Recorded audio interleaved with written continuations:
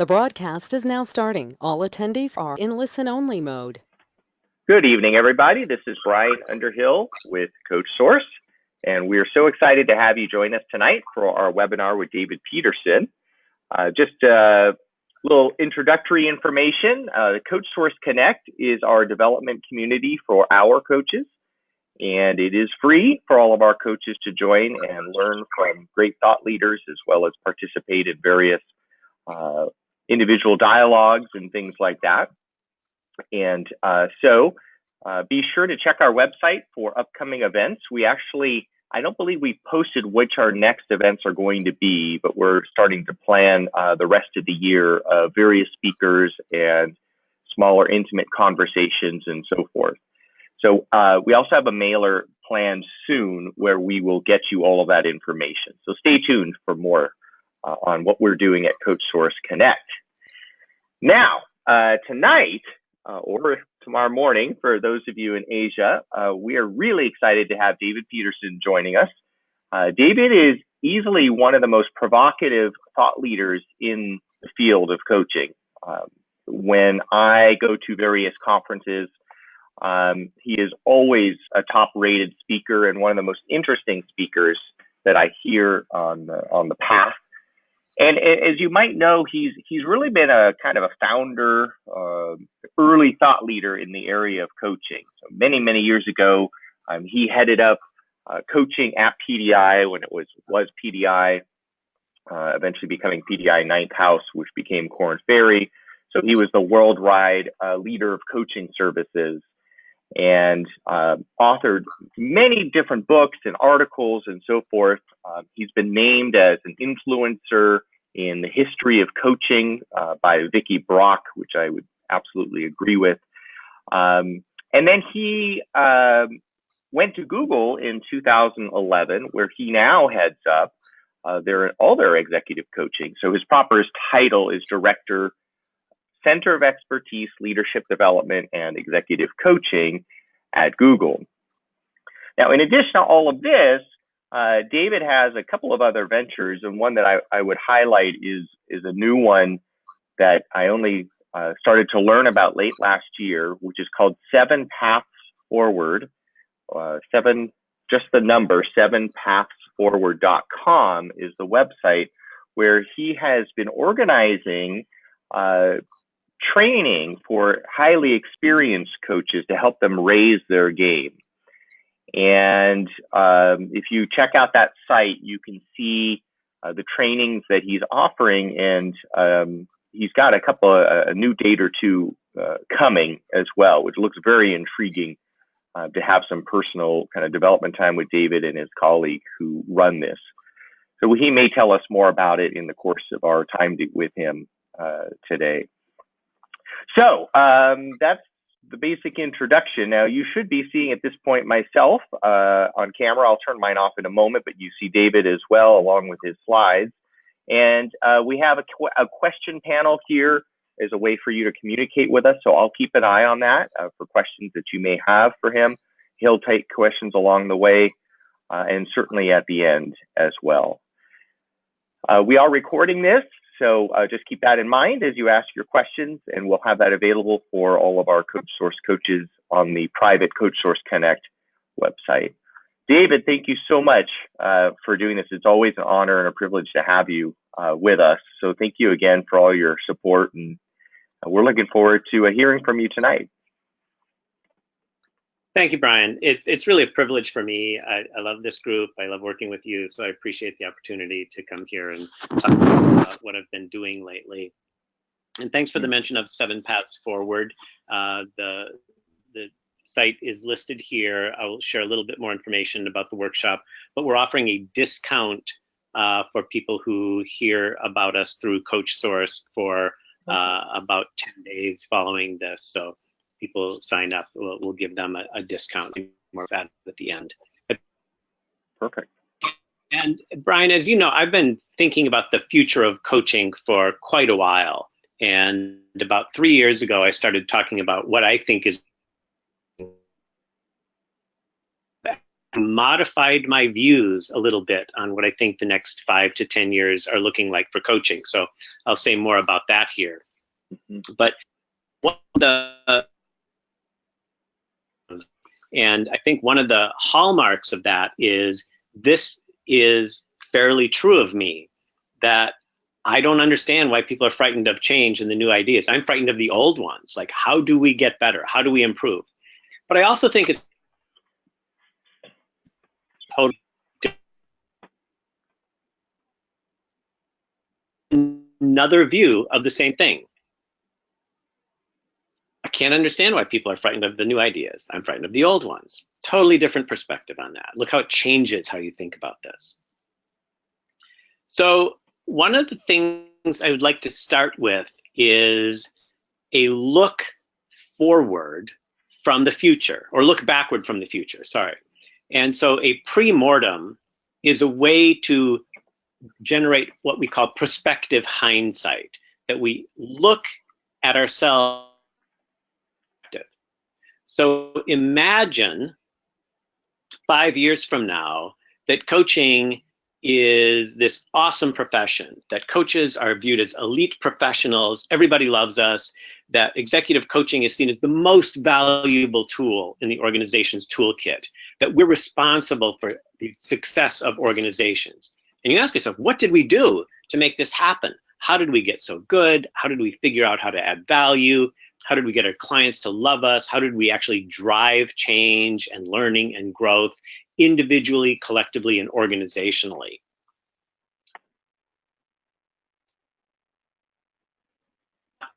I encourage you to follow through with afterwards. Talk about it with your friends.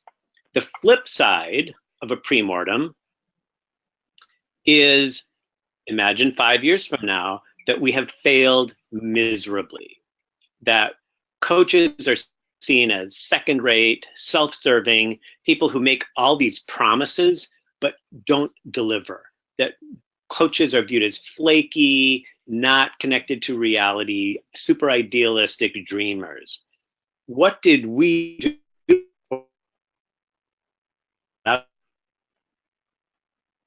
The goal of an exercise like this is to start to think about what's the potential upside and what do we need to do to get there? And what's the potential downside and what do we need to do to make sure that that doesn't happen? The key thing for me is this realization that the world is changing, becoming more turbulent, faster than most organizations are becoming resilient, than most leaders are learning to adapt, than most coaches are changing and developing. So things around us are changing faster than we are. That's the crux of the issue that I'm trying to address here. How do we change faster than the pace of change? One of the challenges that we're facing is we live in a world of exponential change. So linear change we're used to. Exponential change, imagine and someone taking an exponential walk, where if I say, walk 30 steps, you go 1, 2, 3, and you go 30 steps. If you are taking 30 exponential steps, your first step is 1 step, then 2 steps, then 4 steps, then 8 steps. And by the time you hit 30 steps, you're actually multiple times. It's just hard to grasp how this upswing of an exponential curve happens. And so this cartoon just thrills me every time I see it. We think, oh, Toto, I know how I'm walking, I'm making all these 30 steps, and like, holy cow, 30 exponential steps. I did not see this coming. Jeremy Howard is an artificial intelligence researcher, and he did a TED Talk in December a few years ago. And he said, look, computer performance is increasing at this exponential rate. It's getting better and better and better. And he says, pretty soon, it'll surpass human performance. Like 5 or 10 years from now, computers and artificial intelligence will be better than humans. He said this in 2014. Last year, just about a year ago, he said, so I did my TED Talk 2.5 years ago and said, hey, there's this new technology called deep learning. That's really, really soon. And here he is 2.5 years later, and it has already happened. He was projecting maybe 5 years at best. And a year ago, computers are better at recognizing what is in a photo than humans are. They can recognize and label what's in a photo. They're better at understanding Chinese and English speech than native speakers of those languages. They are better, follow the sentence, we now have deep learning algorithms that are better at building the neural networks that create deep learning algorithms than humans are. Computers are starting to program themselves better than humans can. This is what I imagine. I really encourage you to go check out his NPR broadcast. It's just fascinating to listen to. So for me, one of the ways that I've changed what I'm saying about coaching is I actually think we are entering a golden era of coaching. Because of all the complexity, because of all the change, because of the recognition that people need help in coping with this world, we're actually seeing increased demand and better appreciation of the value of coaching. So maybe 3 years, maybe 5 years, somewhere in that time horizon. Longer term, I think we face radical disruption. I think if we are not changing at an exponential rate, we're going to become obsolete. Be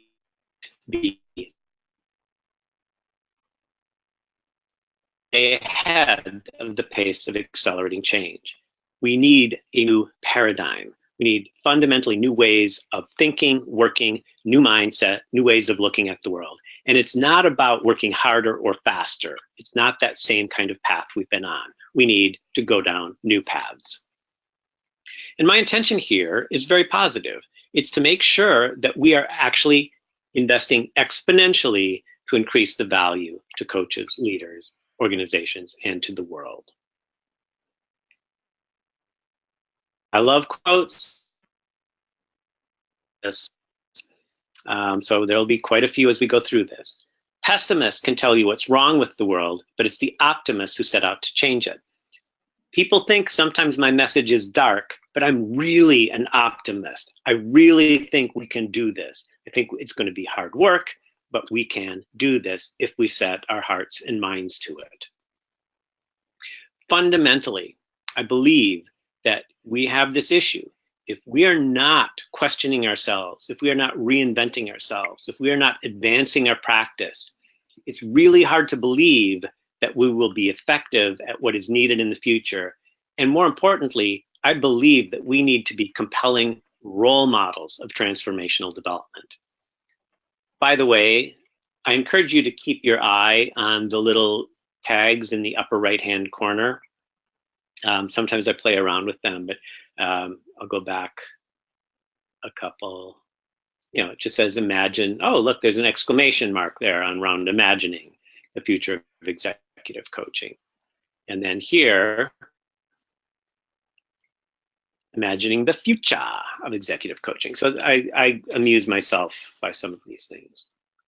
A couple years ago, Carol Goldsmith did a survey, talked to some leaders in the field, and she produced a report that I find interesting. And she talked about 10 current trends in the field of coaching. And if you think about it, these are the kinds of things that we see happening around us today. Leaders are doing more coaching, skills training, coaching culture is the new buzzword. Organizations are building more internal coaching capabilities. There are coaching centers of excellence, all of this kind of stuff. It's happening. She also asked people, what are the future? What do you think is going to be happening 2020 and beyond? And I read through this, and it looked to me surprisingly like the current trend. Coaching credentials matter. External vision becomes the norm. We're not quite there yet, but these things are happening around us right now and are likely to be well in place by 2020.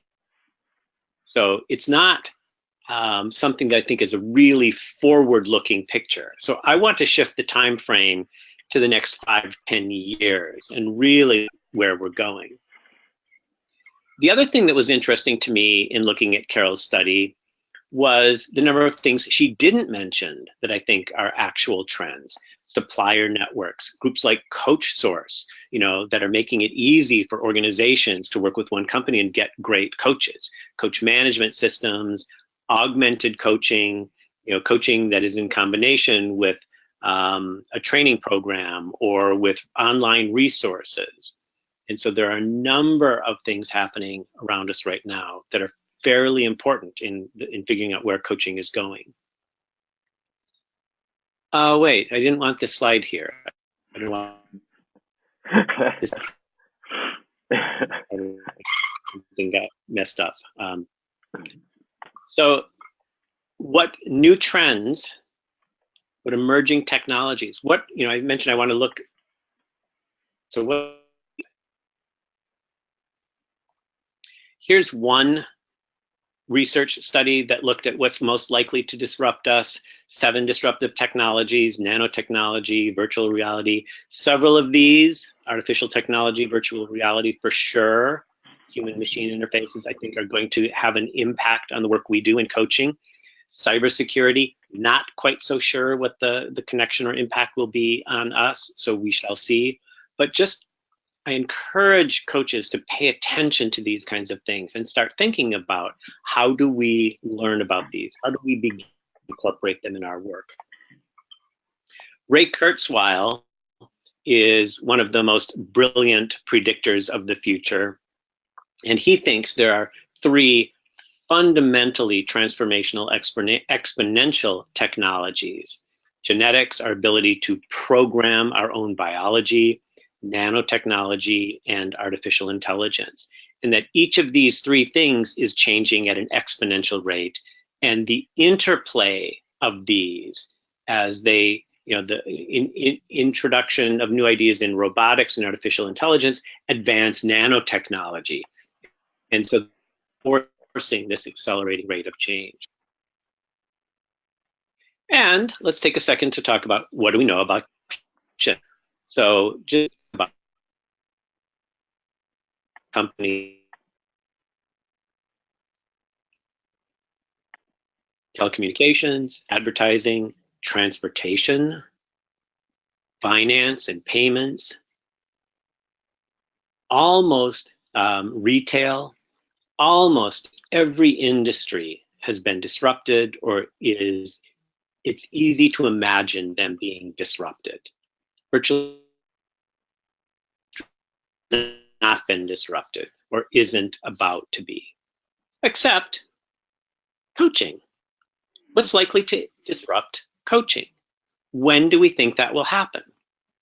When I ask this question in workshops, where we're actually having the conversation, people will say, well, coaching won't be disrupted. Coaching is the answer. Coaching is how we help other people who are being disrupted. We won't be disrupted. So we've just agreed that every industry is being disrupted, right? To me. So why don't we believe that it will happen to us? Why is it so easy for us to ignore these signals? My view, the beginning of disruption for us is near. We are on the verge. Clayton Christensen has done a lot of work in studying disruption, and he lays it out very clearly in this 1 or 2 sentence statement from, I think, an HBR article. The pattern is familiar. New competitors, new business models arrive, and by the way, their install is cheaper, poor quality. And so incumbents choose to ignore the new players, or we just move up to higher value. We can leave the cheap, low cost, low profit margin work to other people. But the disruptors get better and better and better, and at a reasonable cost and reasonable quality, more of our clients migrate to those cheaper solutions. And before you know it, you're disrupted. That's what's happening to us. So right now, we are seeing lots of cheaper, better alternatives to what we, the seasoned, high-quality executive coaches, provide. So coaching in many organizations is becoming a commodity. Organizations are bringing coaching in-house, paying less. Coaching is embedded in other roles. So HR, managers, colleagues, they're all learning coaching skills. They're able to help each other, peer coaching. So coaches, professional coaches, have to be even better, and if they're going to get paid for this, because people can get good coaching from people around them. And more low-cost, packaged, readily available coaching and coach training programs. Much more competitive marketplace. So you see coaching firms trying to brand the work they do, I would say pretend to be differentiated when there actually is very little differentiation.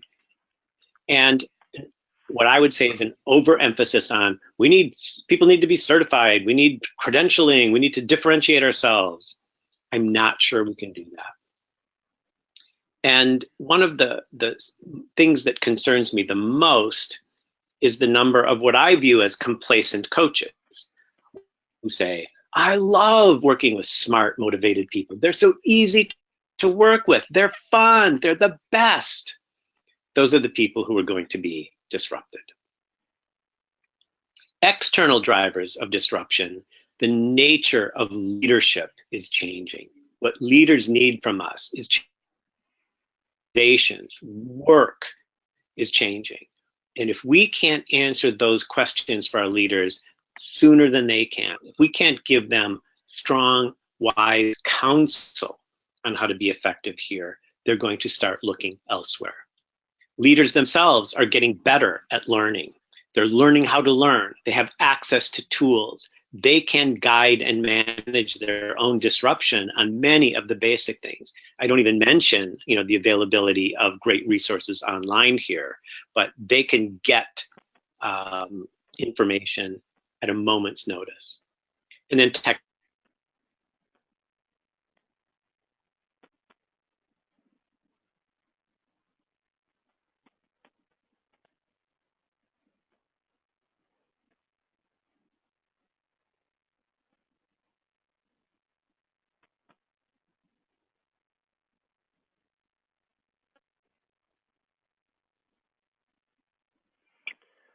Hey, David, can you hear me?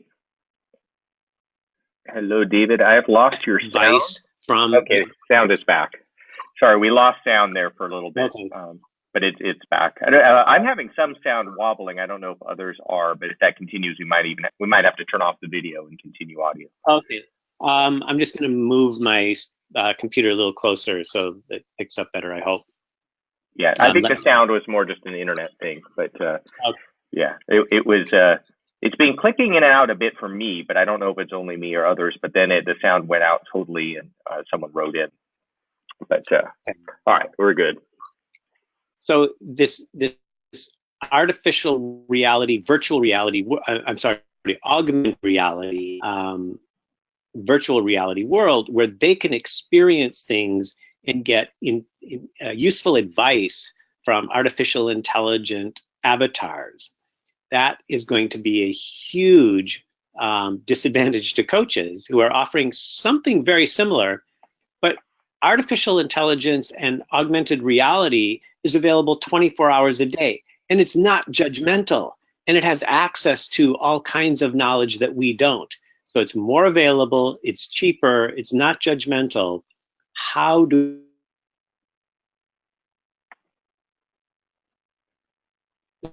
Whoa, hang on. It's like, this is a lot of information, very provocative, but how do we of this? All right, enough of reflection. Let's move on. Actually, a little more reflection. This is my summary of what I see as 7 fundamentally important and critical drivers of disruption.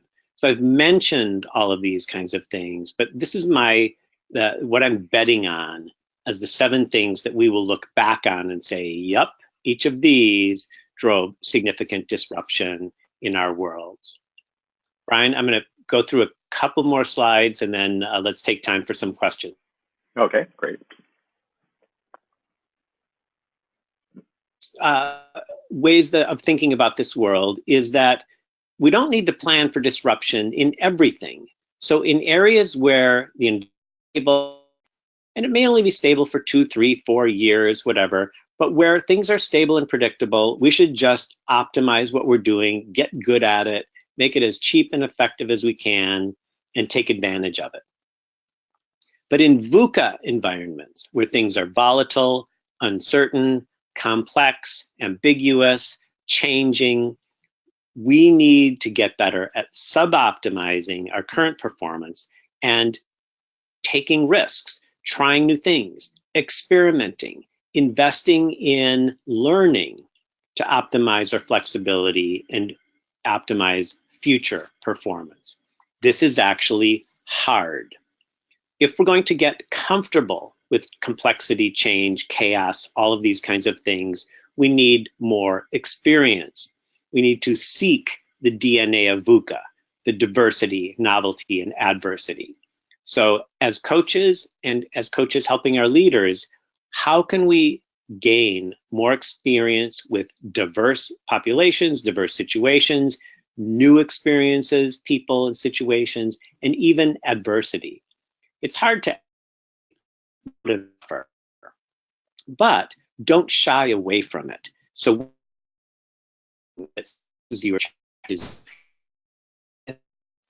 what can I learn from this? How can I leverage this experience? And one of the big dilemmas in dealing with the future, preparing for the future, is that it requires some very tough choices. How do we actually sub-optimize the parts to optimize the whole? We're often rewarded for fixing and optimizing our little piece of the world. We're often rewarded for quick wins, short-term wins, and we need to start managing the short-term, long-term. And even more difficult is figuring out, when do I just let go of everything that has worked for me in the past, pivot, try something new, really take a risk, disrupt myself? So I don't know how many of you saw David on March 13th. He was talking at Coachsource on a webinar. It was called Imagining the Future of Executive Coaching, 7 Paths Forward, where he said this. I thought it was brilliant.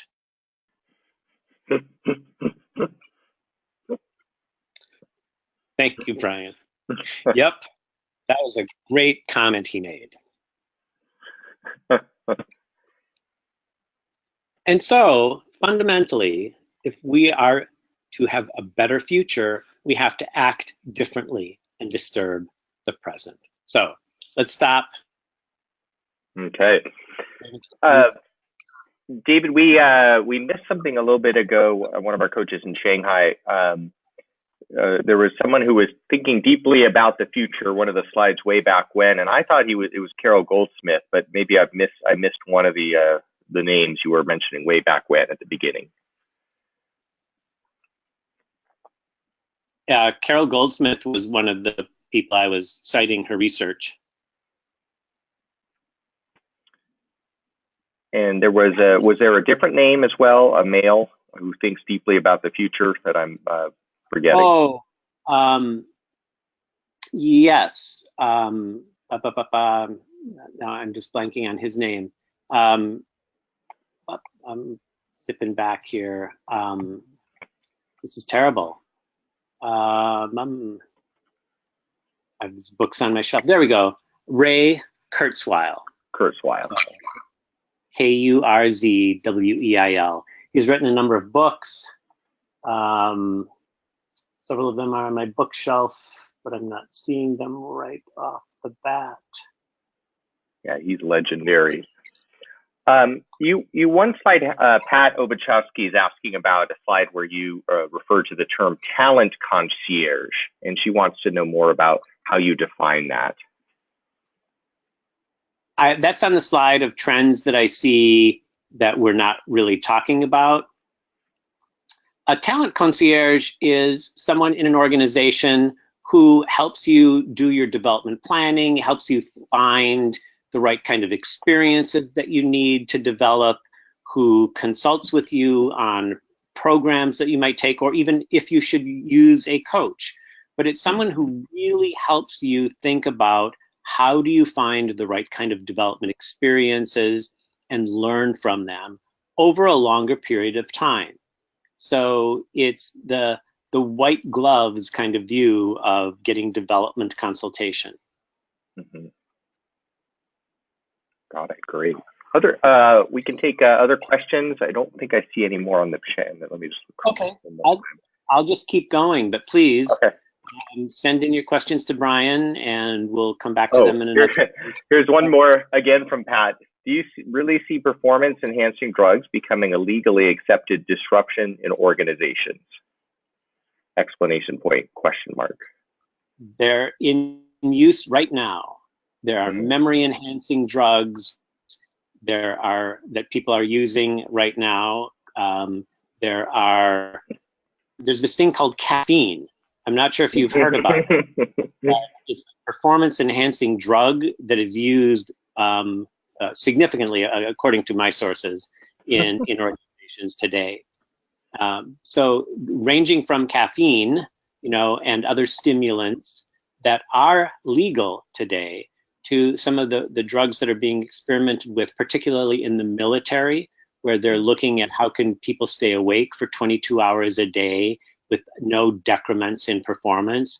We're going to see a significant shift in improved memory, improved alertness, improved intelligence by the use of legal and relatively safe, as far as we know, chemicals. It's coming. So keep those 7 paths forward. Brian mentioned this is the new organization we've started, but the workshop is really taking a deep look at what coaches can do on each of these fronts to become great coaches and stay successful great coaches.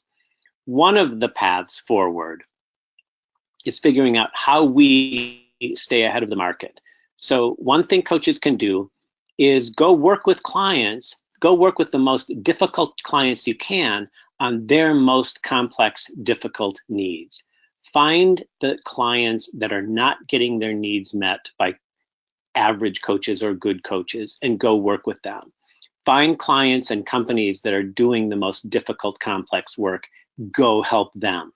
That's where we will learn. That's where we will have the best value. That's where the future is happening right now.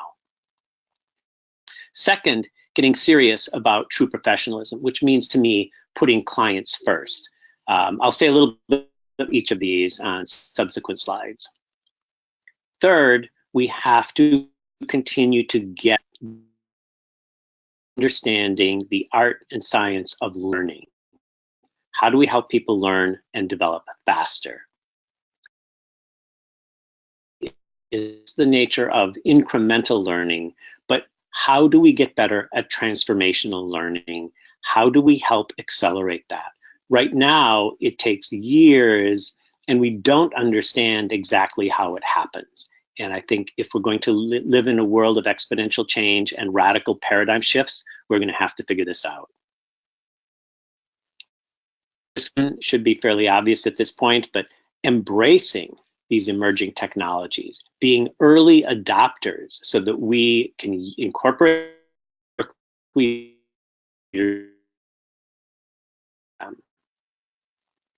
finally, for number 6, be role models. So if we're going to be showing them the way, we have to be visibly committed to reinvention or to fast followership so that we're adopting things as they come very quickly. And I kind of gave away my thing when I said finally on number 6. I'll never do that again. Number 7 is a test. You're going to have to figure this one out. So 4 words, roughly, those are the length of the words. So there's a space for every letter that goes in there. 4 words. What's the 7th path forward? It's a quiz. So number 1, stay ahead of the market.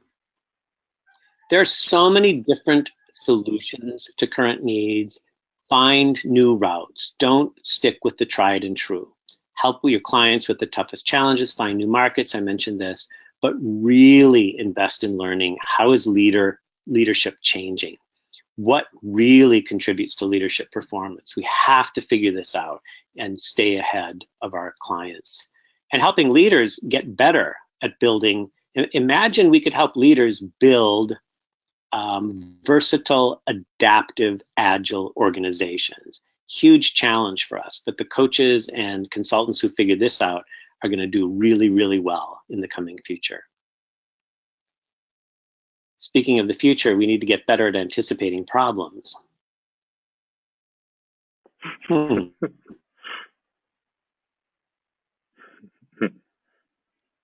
Oh, well, yes. And what's interesting, to me, among all the other things we're talking about, is that it is exactly in these situations where clients feel the most stressed, the most uncomfortable, where they're dealing with conflict and disagreement, or they say, why do I have to deal with this? It's in all those situations where leadership actually matters the most. It's in all those situations that coaches complain about their difficult clients. That's where coaching matters the most. When things are not clear, when it's not easy to figure out what to do or which direction we should go, that's when the greatest value is derived, both from leadership and from coaching. I think they're very similar in that regard. Getting serious clients first. Teaching clients to be independent so they don't need us. This is one of the real paradoxes. We add greater value to clients the faster we can enable them to not need us. So rather than cultivating dependence, cultivating independence and autonomy. Educating consumers about the value that different types of coaching, different types of coaching engagements provide, and making sure that they're actually getting the best development for the cost. I think that's on the next slide again too. But investing in our own development, so we are continually learning and growing. Here's one way to think about the true professionalism of creating value for our clients. It means working hard to achieve their goals at the minimum cost to the client on each transaction. So we have to be thinking about opportunity cost. If I can help them in 10 hours and charge 12 hours and take 12 hours, that's not as valuable as getting them to change in 8 hours, charging 12 hours or 10 hours. They get time back. So even for the same fee, they're getting more value because they can spend those 2 to 4 hours doing something else. So we have to approach this with an attitude of experimentation, innovation. This book, Mastery, it's the first time I learned about this technique, practicing Aikido, for example, using only one hand. So you learn other ways to adapt and be agile. You don't just play to your dominant hand, but you learn to use both hands equally. It makes you more versatile. It makes you more effective. And so applying this to coaching, we practice coaching without any feedback, without asking questions. So imagine going through an hour of a coaching conversation, never asking a single question. You have to get good at other skills to do that. Here, a little more humility. We're not that big a deal. When clients change, we take credit for it. When they don't change, we blame them. A little more humility that says, what could I have done differently? I need to take responsibility for that. I need to figure out how I can help my clients even when it's difficult. David Clutterbuck wrote an article about this that I really liked, and in particular, I liked these 4 points that he makes about helping coaches become more mature. It's very similar to what I'm talking about here in terms of professionalism, but we have to seek broad exposure to different ways of doing things, different ways of thinking.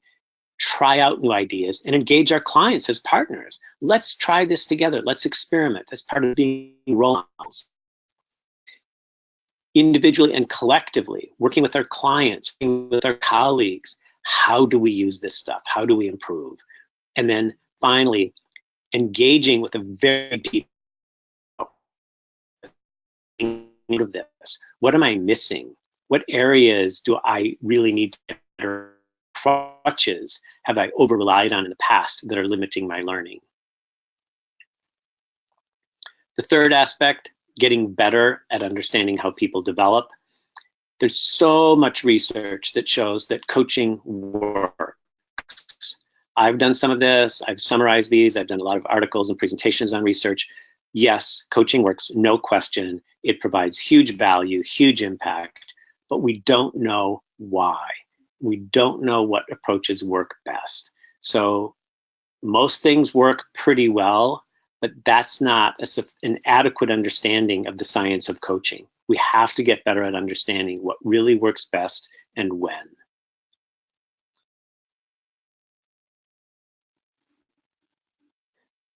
Just find tools that they love, asking powerful questions or using 360. And this is similar to that Aikido concept of practicing other ways of working this. Tie one hand behind your back. All of these are potential ways to cultivate insight, encouraging clients to reflect, encouraging them to watch other leaders, compare the best and worst leader they know, what's different. So asking questions, but towards helping them compare and contrast existing leaders, generates new insights into how people can think about this. The user guide to me is one of the tools that I really enjoy. I don't use it a lot, and I found it pretty simple. You can write a user guide to me, how to work with me, what I'm like, but write down 3 ways people typically misunderstand you. So even people who worked with you for a while on your team, how do they typically misunderstand you? What don't they understand about you? Now, take that out to people on your team, peers, colleagues, senior leaders, and show them how you think people typically misunderstand you and ask for their feedback. Is that accurate? Or what else am I missing? Are there other ways that I come across that I don't understand that I need to understand? That, rather than just going and asking for 360 feedback, do some introspection, take it on. Yeah, I think that's a fabulous way to cultivate insight. Hey, what's the deal with this slide? This is supposed to come at the end. Sorry. Again. Thank you, Brian. It never gets old, does it? Well, yeah, it does. And then transforming transformational development. So highly recommended to read some of these authors, Keegan, Complexity, adult development, love all this stuff. But in a much simpler, pragmatic way, I'm constantly trying to encourage my clients to look at things from a broader, more systemic view, basically stepping back to see the bigger picture, looking at things from a longer term perspective. What are you doing? What's the impact 6 months, a year, 5 years from now? Examine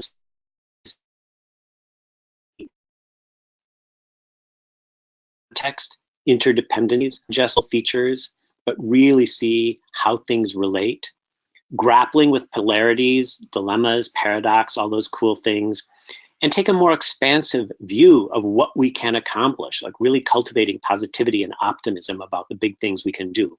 So those are steps towards transformational development. One of the things I want to do in the next year is find some significantly better ways to transform transformational development. So anybody who's interested in working on that with me, let me know.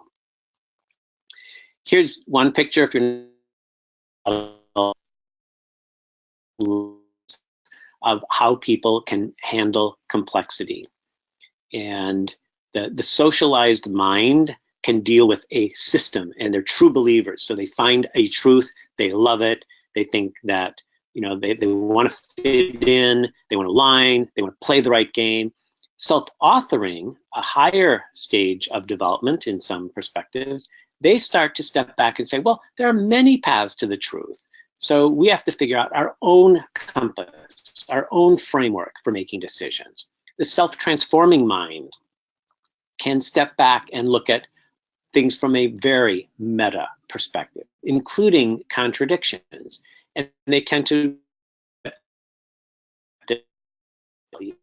and each person needs to find their own path. So this is like you can get a PhD in this field. So I hope my 30 seconds descriptions of this has been sufficient for you. Not likely. But this is what bugs me about slides like this. The vertical axis is time. So saying people become more mature and complex with time, no, it really requires significant development investment, diversity, novelty of experiences, and some reflection. So literally, I think these are the three primary ingredients of transformational development. This intentional exposure and practice with the DNA of VUCA, seeking and getting comfortable with diversity, novelty, and adversity in a wide variety of domains. Reflection, making reflection a regular discipline and a habit, which requires curiosity and humility.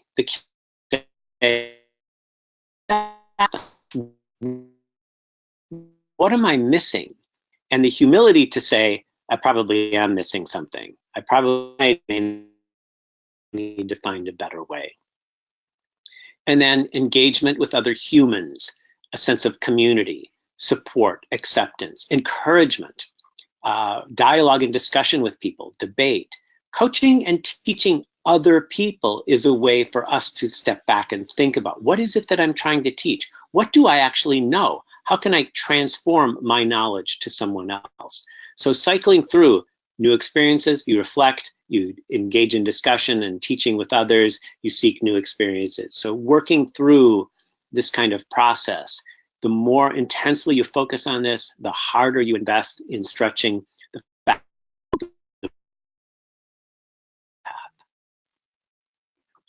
And again, how do we embrace the new ideas?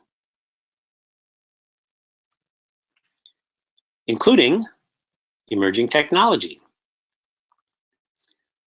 So looking around, most of the current tools, I look at some of the apps, there are coaching apps and tools and even exercise apps and tools, and I think they're not helpful yet.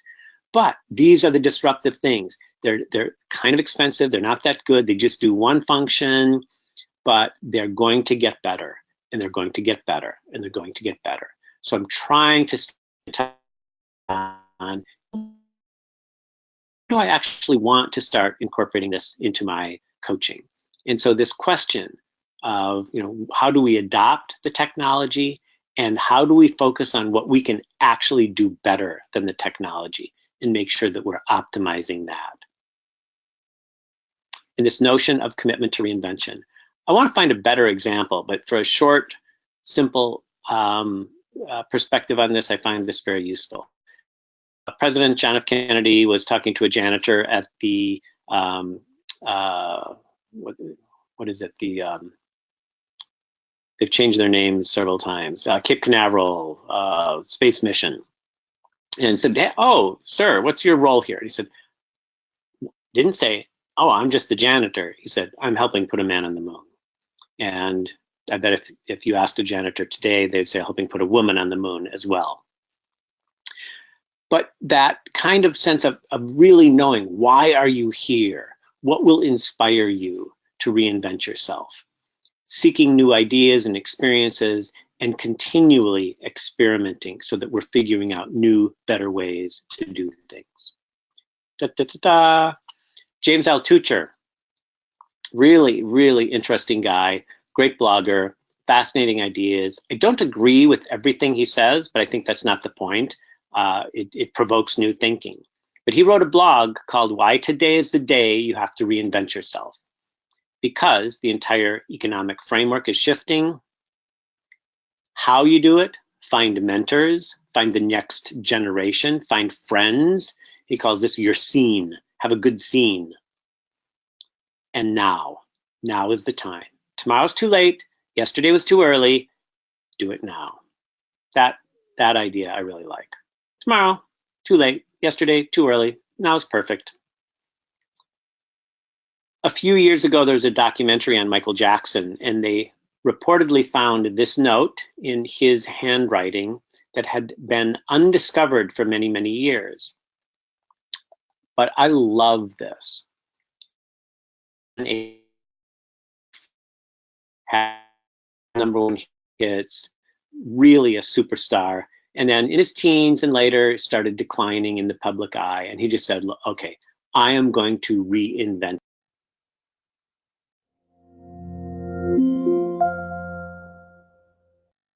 And I love this line. I will do no interviews. Like, that's the secret.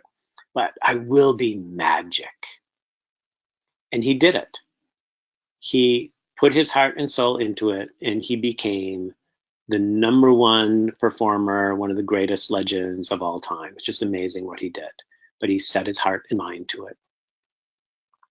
So, do one thing. If you want to get good like Michael, do one thing every day that scares you.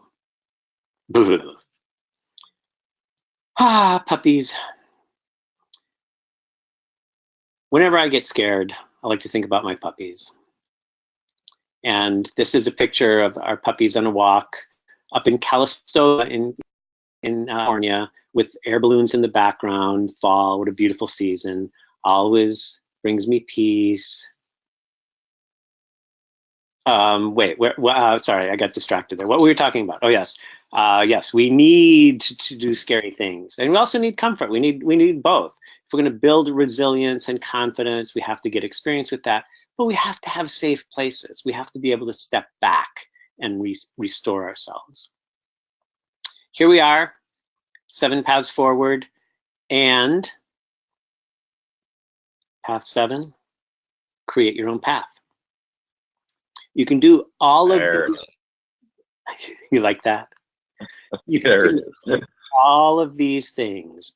But if you don't create your own identity, create your own mission, create your own path, it won't be enough.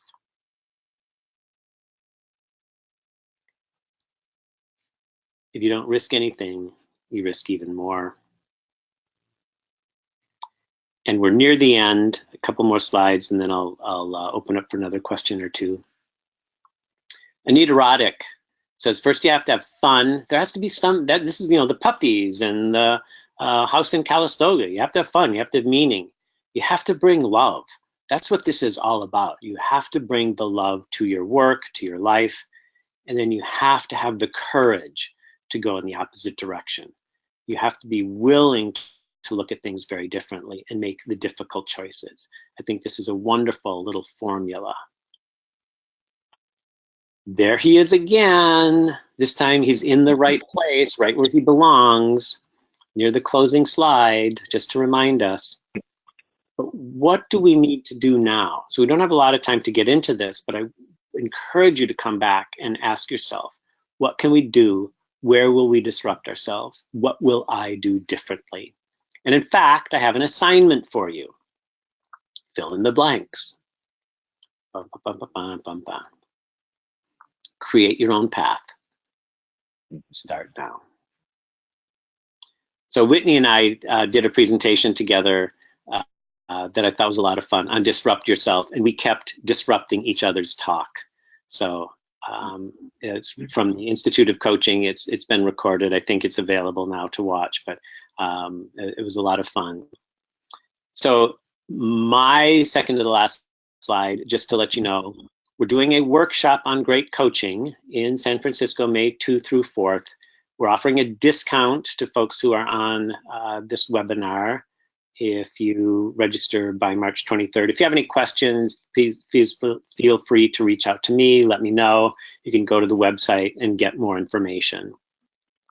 So with that, let's open it up for any additional questions. Oh, I'm sorry, we're pretty close to time. So Brian, a couple questions that stand out to you? Yeah, no problem.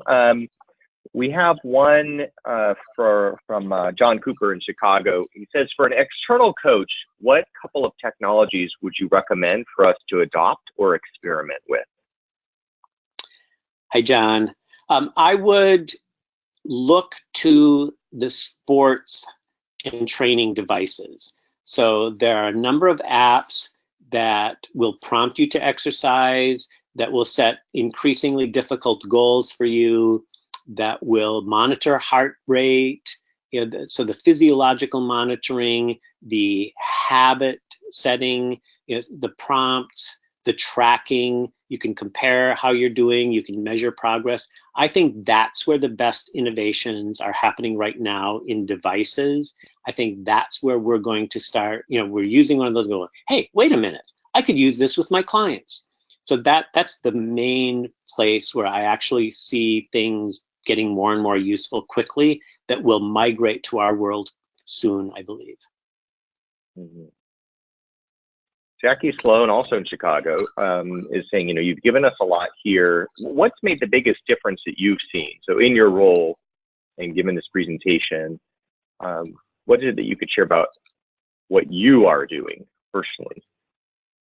So for whatever reason, very early in my life, I gravitated towards this kind of questioning and work.